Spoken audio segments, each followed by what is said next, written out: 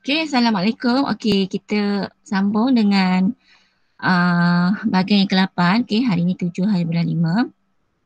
Kita nak cuba attempt one questions. Okay, persamaan trigo. Okay, kita nak selesaikan dia.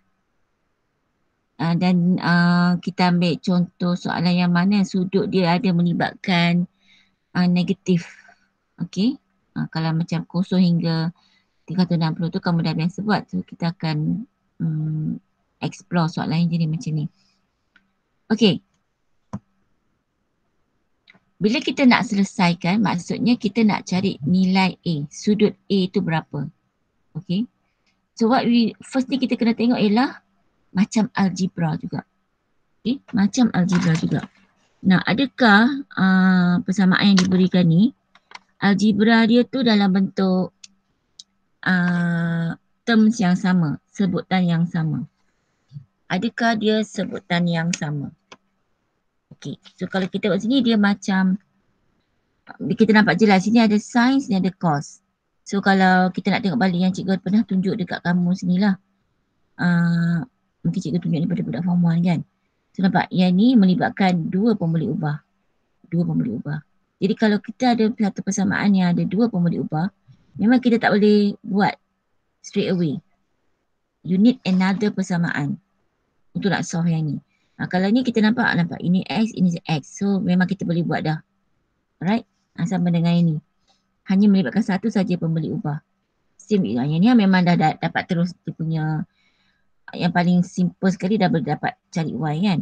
Jadi dalam kes yang kita punya trigo ni, okay, kita perhatikan kita ada sin dengan cosine. So soalan macam kita ada ini X, ini Y.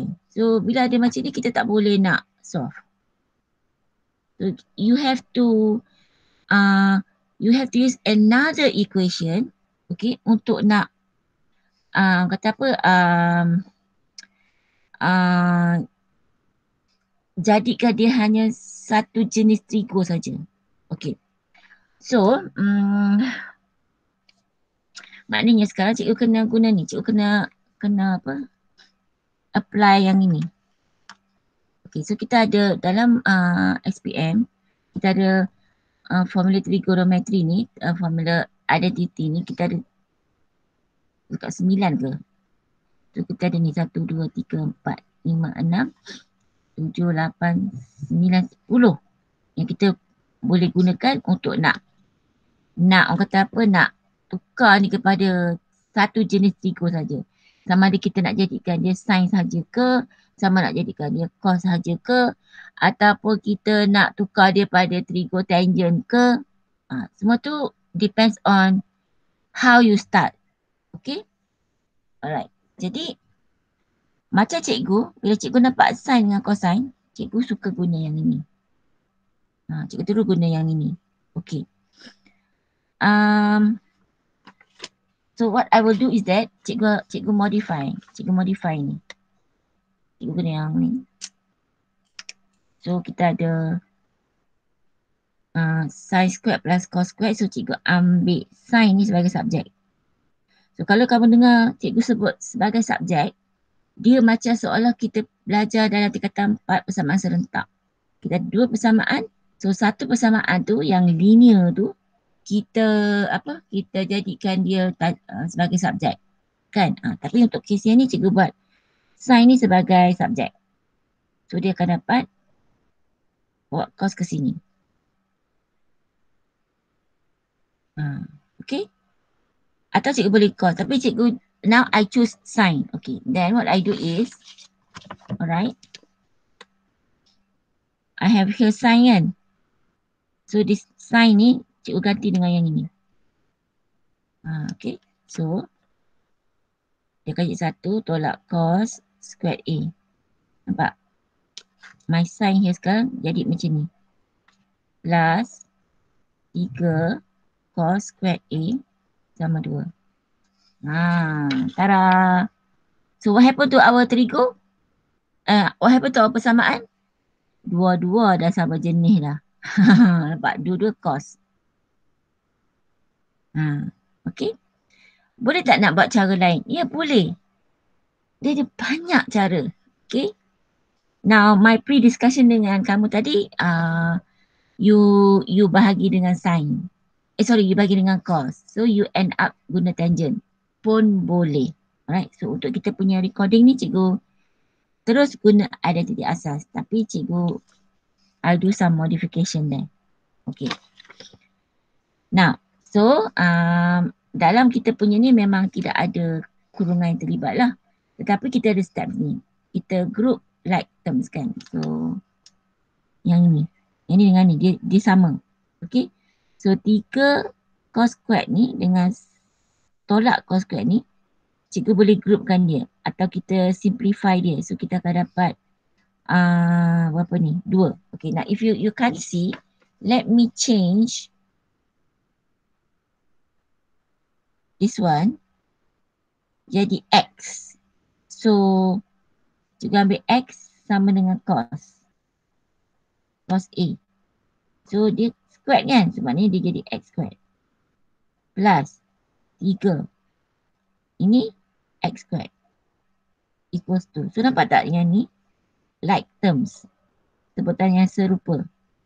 So, 3 tolak 1. 3 tolak 1 jadi 2. Macam tu. Okay? Boleh tak kalau saya nak tukar macam ni? Ya, boleh. I have no, tak apa, tidak menghalang. Tapi kan, as I already discussed before this, if you tukar, make sure you tukar balik. Itu je. So, myself, cikgu tak nak tukar. Cikgu dah nampak dah, ini 3 cos squared ni benda yang sama. So, cikgu ambil perkali ni, 3 tolak 1, tinggal 2. So, dapat 2 cos squared A. Okay. Lepas tu ni 1 dengan 2 ni dia nombor. Dia like terms. Okay, dia dah nombor. Jadi, bawa ni ke sini. So, jadi 2 tolak 1. Kan? So, dapat 1. Macam tu. Okay. Lepas tu, kita nak cos saja kan? So, bawa yang ni ke sini. 1/2. Okay. And jawapan ini will be cos A sama dengan, sebab dia squared kan? So, konsep yang macam ni. Kalau X squared sama dengan katalah 4. So, X ialah positif negatif 2. Ingat yang tu. Okay, so ini cos A ialah positif 1/2 square root. Okay, yang ni negatif. So, kita kena ambil satu jawapan positif, satu jawapan negatif. Okay, lepas tu, okay, let me tulis ni dalam bentuk yang lebih mudah, di mana cikgu separatekan square root ni.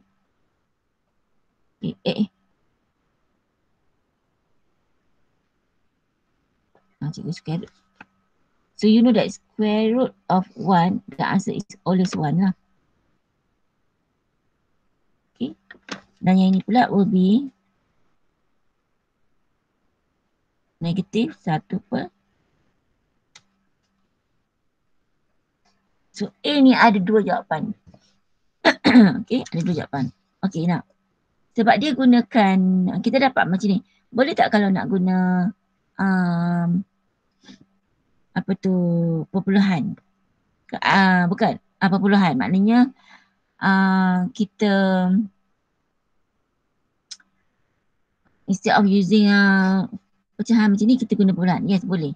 Tetapi masalah kita sekarang ni lah, dia punya ni dalam bentuk pi, bukan dalam bentuk degree. So kalau you guna perpuluhan, you nak kena tekan calculator tu, calculator akan bagi jawapan dalam bentuk degree. Okay. Mungkin kalau setting pada pi boleh kod. Boleh kod. Okay. So macam mana nak cari jawapan A ni? Okay, there's something that you should use, which is cikgu dah bincang dalam bahagian yang ke-7. Yang ni. Yang ini. Okay. Okay. So kalau tengok sini, kita ada apa? 1 bagi square root 2. Ni. Nampak? So the answer is 45 degree lah atau pi over 4. Okay, so maknanya kita kena guna pi over 4. Jangan guna 40 darjah. Pi over 4 sebab dia bagi yang ni dalam bentuk pi. Jadi maknanya sekarang ni, okay, kan kita bila kita dah buat ni, dah dapat sampai peringkat ni. So our next step ialah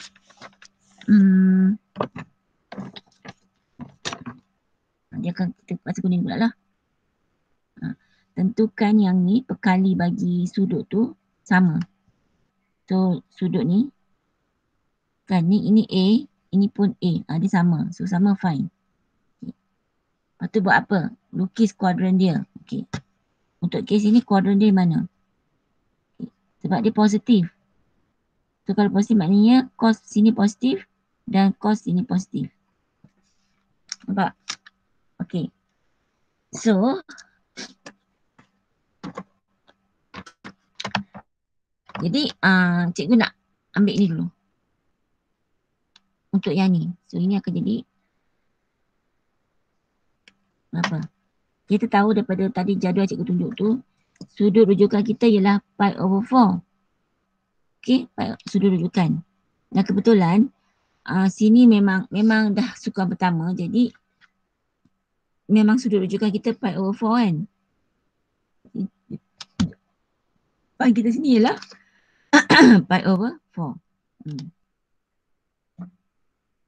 Which is 45 degree. Okay, which is 45 degree. But you don't write the answer degree. Why? Because sini dia bagi sudut dia bagi sini dalam bentuk pi. So if you give your answer in degree memang salah. Bear that in mind. Okay. Kan macam kata, aku nak bawang merah, kau bagi bawang besar. Salah lah. Tak jadilah masakan kita kan. Okay. Alright. Lepas tu, itu baru yang ini. Okay, now. Sekarang ni. Yang ni, kalau biasa cikgu kata kena start pada kosong. Sini kita pusing macam ni kan. Pusing macam ni kan. Nah, if I were to pusing macam ni, kita akan dapat nilai lebih besar daripada pi. Kan, sebab dia macam ni. Okay. This is another thing that you should know. We talk about sudut positif, sudut negatif. Okay. So let's say cikgu ambil from here to here. This is pi. Sebaliknya sudut X ni atau theta ni, okay, dia memang lebih kecil daripada pi. Kan? Sebab katalah macam sini 45 darjah. Ini 180. So 45 kurang daripada 180 atau kalau kat sini 135. So 135 memang kurang daripada pi. Tu macam ni. Okay. Untuk kat sini. Okay. Kalau kata macam kat sini.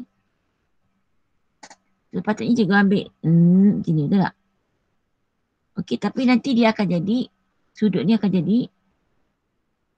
Lebih besar daripada pi. Kalau cikgu ambil kat sini. Pusing macam ni. Okay. Now. Jadi untuk yang ni. Line yang ni. Cikgu tak boleh ambil pusing macam ni. If I take pusing macam ni, nampak dia dah melangkah dah pi. Dia dah jadi besar pada pi. Di ke bawah sini kan. Dia tak boleh ambil pusingan positif. Kena ambil pusingan sudut negatif. Ke sini.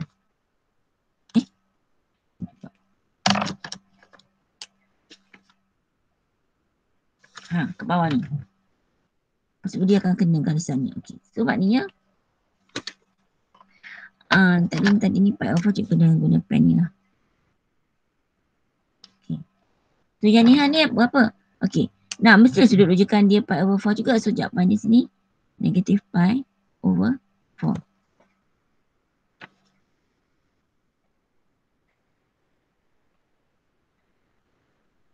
Okay. Alright. Okay. Now. Ini pula. Kita buat apa? Lukis kuadran.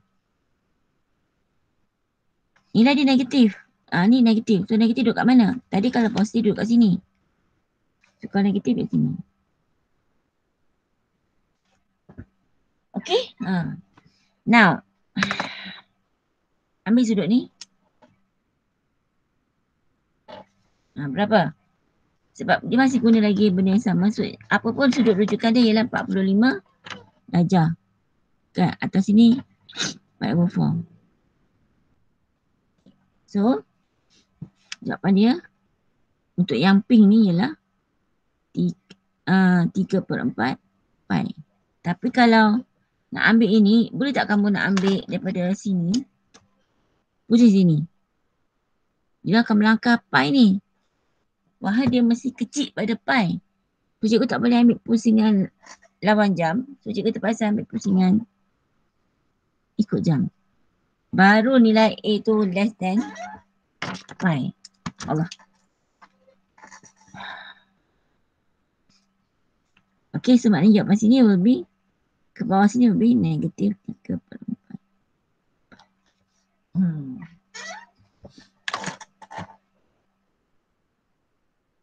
Boleh? Alright. Now, tadi masa bincang dengan dengan kamu bertiga, okay, kamu dapat macam ni kan? Dapat apa tadi lupa dah. Dapat macam ni. Tangent sama dengan 1. Okay. So, maka dari itu, tangent A pasti negatif 1. Betul? Okay. So, asingkan dia. Tangent A sama dengan 1. Tangent A sama dengan 1. Okay, you nak cek dalam buku CV memang tak boleh. I wonder whether kalau you tekan kalkulator A sama dengan shift ni 1, dapat apa? Cuba tekan sat kalkulator tengok. Cikgu nak ni. Nak tengok kalkulator dia ni asal.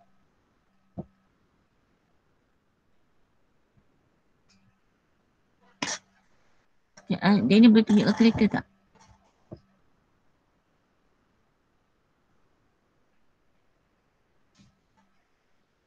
Nak dalam radian ke degree? Radian. Cuba tukar radian. Ini dah radian. Okay, so mana kalkulator kamu tak nampak pun. Sekejap. Kata-kata ni. Apa ni? Dia kalau dia tak jadilah. Dia tak jadi. Dia tak jadi dalam bentuk pi. Ya. Kamu dah setting kalkulator jadi radian ke? Ya, ni lah radian R. Tak nampak. Kan? Tapi dia punya jawapan tu nampak. Is in perpuluhan. Oh, sekejap.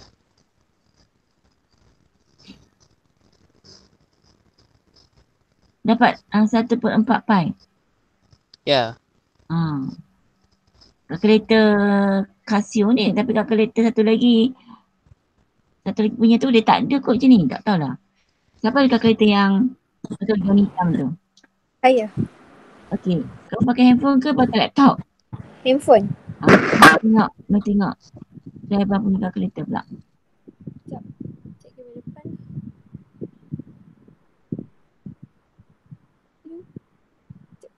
Kamera depan.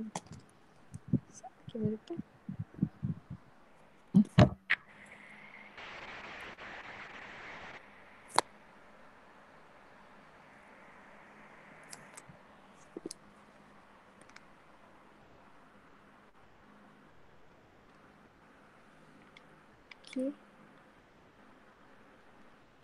Okay. Setting dulu kalkulator supaya dia dalam mode radian. Tahu nak buat tak? Shift ASP kan? Bukan. Letak. Pergi dekat mode. Lagi.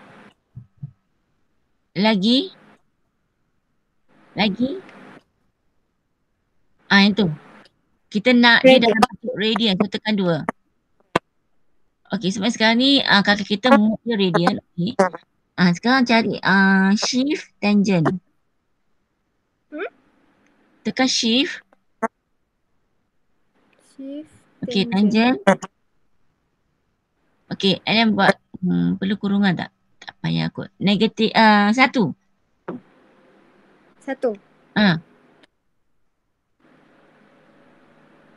Nampak dia tak bagi dalam jawapan dalam bentuk apa pi. Sebab kalkulator Casio ni dia tak boleh setting bentuk pecahan, tahu tak? Cuba tekan apa tu ABC, ada keluar apa-apa tak? Tak. Sama. Okay. Alright. So jadi maknanya kalau macam you nampak je soalan ni dia bagi apa? Domain ni dalam bentuk pi ni, automatik kamu kena tahu yang kamu kena guna jadual. Yang ni. Okey, yang ni Okay. So kita nampak kan dalam kes ni tangent, so tangent yang ni lah tangent. Tangent kita berapa tu? 1 kan? 1, nampak 1. Apa dia sudut? Pi per 4. Allah. Start laptop mana?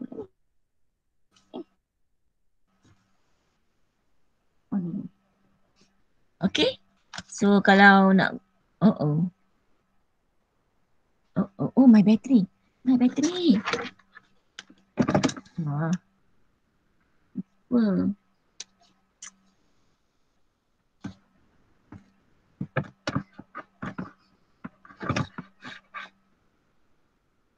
Aduh, cikgu lupa nak ni. Oh tidak. Low battery. Low battery memanglah dia tak boleh nak. Cikgu lupa nak letak wire.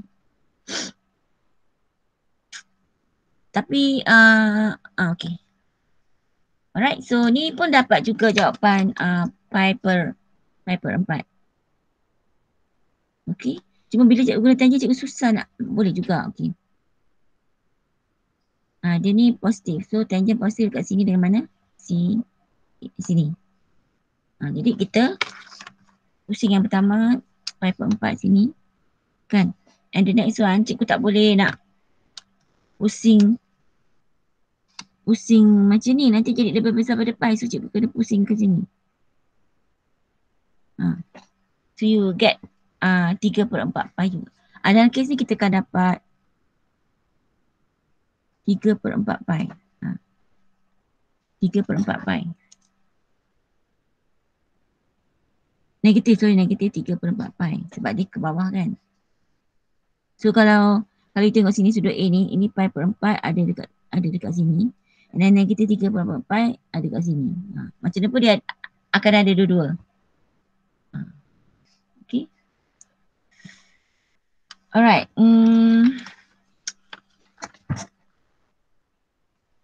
So itu jawapan kita. Okay. Mana mudah? Terus guna yang ada titik ataupun you apa? Allah. Mana mudah? Adakah terus guna tu ataupun macam tadi yang kita discuss pada awal tu you bahagikan ni dengan cos, bagi dengan cos. Mana mudah?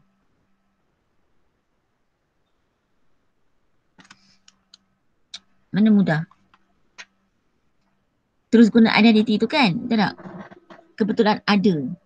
Dia akan buat adanya lah supaya kamu terus guna identity. Dia nak tengok kamu guna identity tu. Okay.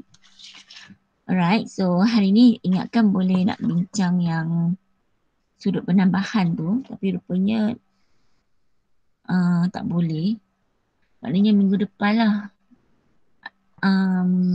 Okay, so cikgu nak minta tolong. Cikgu akan upload YouTube ni, rakaman ni. Tolong ulang kaji. Sebab nanti bila topik the next one penambahan dengan ni, dia sama je. Dia punya kemahiran tu sama. Cuma kita akan tengok sudut je pelik sikit. Sebab macam ni kita tengok sudut setakat A. Kita boleh brain lagi A. Lagi kita tengok sini ada 2A lah. Sekali dia ada A tambah A lah. Tu yang buat kamu nanti apa dia. Tapi kalau benda ni yang ni semua ni kamu dah ada dah dalam ni punya kemahiran, so you takkan rasa susah sebab at last this is what you have to do. At last, kan? You kena buat benda ni juga. Okay, mesti kena buat benda ni. Okay, so cikgu nak akhirkan kita punya rakaman ni. Tengok sebab cikgu bagi homework yang tu kan.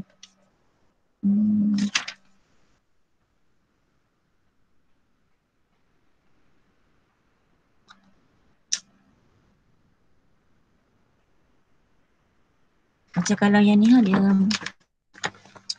dia okey je ni nampak. You can just go around, lepas tu go the round kan, tu tak jadi masalah. You tak payah nak fikir nak pusing jam ke, lawan jam ke, tak perlu. Okay, soalan macam ni macam abang sikit lah. Ini SPM.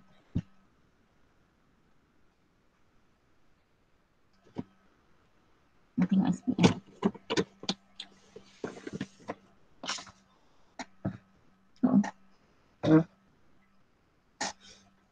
SPM kita tengok dia punya domain dia. Dia masih yang full, tak ada negatif. Tak ada negatif. 2016 tak ada negatif. Ni dia guna degree. Tak ada negatif. Jeng. Yang ni tak ada negatif. Dia tengok 2019 lah.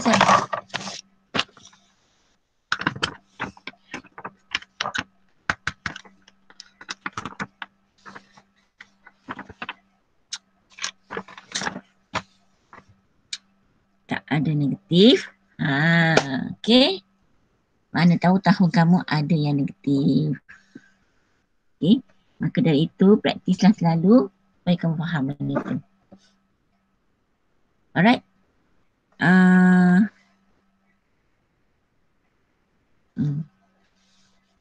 Okay semua, so try to understand yang negatif tu because tak pernah lagi keluar soalan macam ni.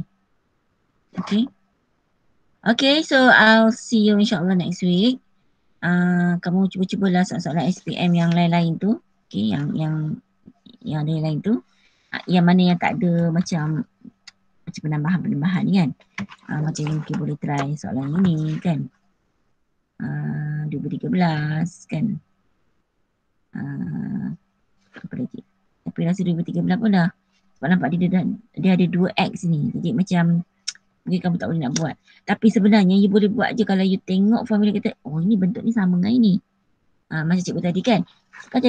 Kan tadi cikgu terus guna kan. Betul tak? Dia tengok ni cikgu nampak, cikgu dah macam, oh nampak ni sin dengan cos. Aku ada sin dengan cos kat sini ni. Terus guna je lah. Kan? Kita tengok sini ada sin, ada cos. Tengok ada kat sini.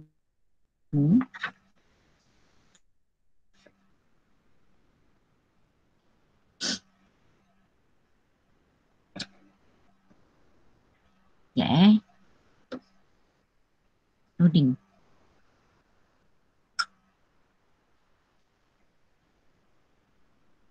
Bagi ke apa semua sebab benda-benda semua ni memang dia dah bagi siap dah kan. Okay. So okay, boleh semua.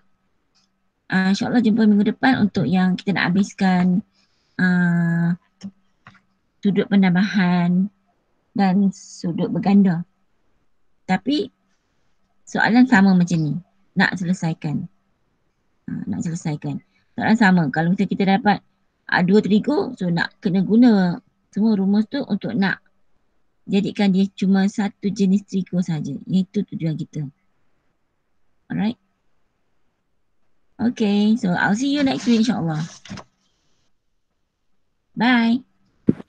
Okay, terima kasih cikgu. Ya. Okay, terima kasih cikgu. Terima kasih cikgu. Okay, Assalamualaikum. Assalamualaikum warahmatullahi wabarakatuh.